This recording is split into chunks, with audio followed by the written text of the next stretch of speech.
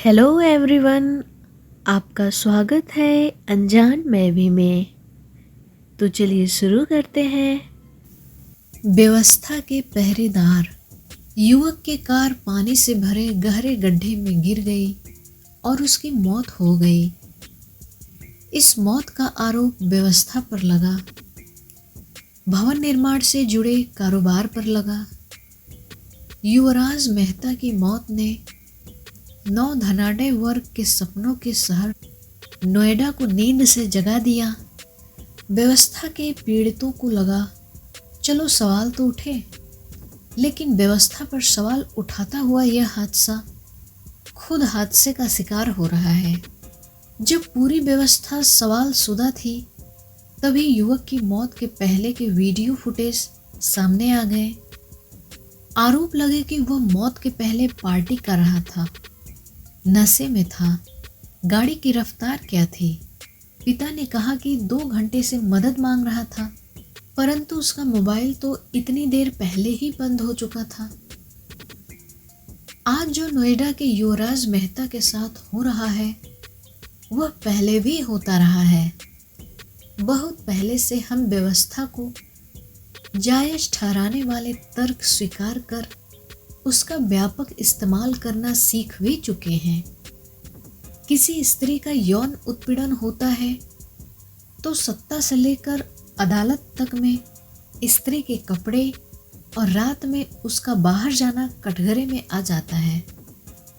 पश्चिम बंगाल के मुख्यमंत्री ममता बनर्जी, जो अन्य मामलों में संवेदनशील मानी जाती हैं, बलात्कार जैसे मसलों पर लगातार असंवेदनशील बयान दे देती हैं। तो इसके क्या मायने निकाले जा सकते हैं? क्या भारत के संविधान और उसके द्वारा बनाए गए कानून में कभी यह कहा गया है कि बलात्कार या यौन उत्पीड़न के मामलों में लड़की के कपड़े और उसकी अन्य गतिविधियां किसी भी तरह से मायने रखती हैं? स्त्री के कपड़ों और अन्य चीजों को लेकर अनावश्यक टिप्पणियां पितृसत्ता को सुरक्षित रखने के लिए ही की जाती है। अब यह प्रवृत्ति हर तरह की व्यवस्था अपना रही है। इस व्यवस्था की कई परतें हैं। व्यवस्था के सरमाएदार खुद इस तरह की बातें नहीं करते हैं।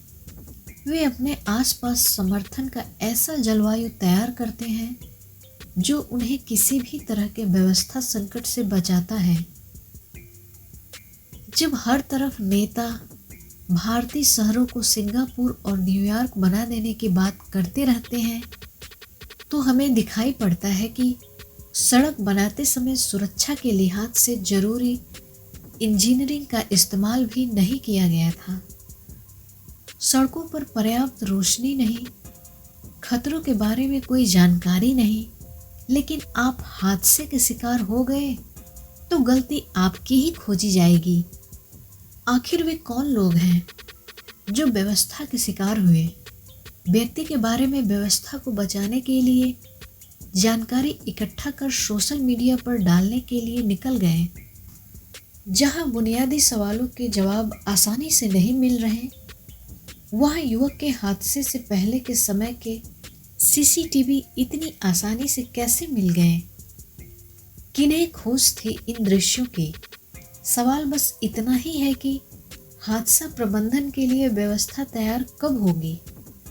लाश को ही मरने का कसूरवार ठहराने के लिए यह जुटी भीड़ कहां से आ रही है?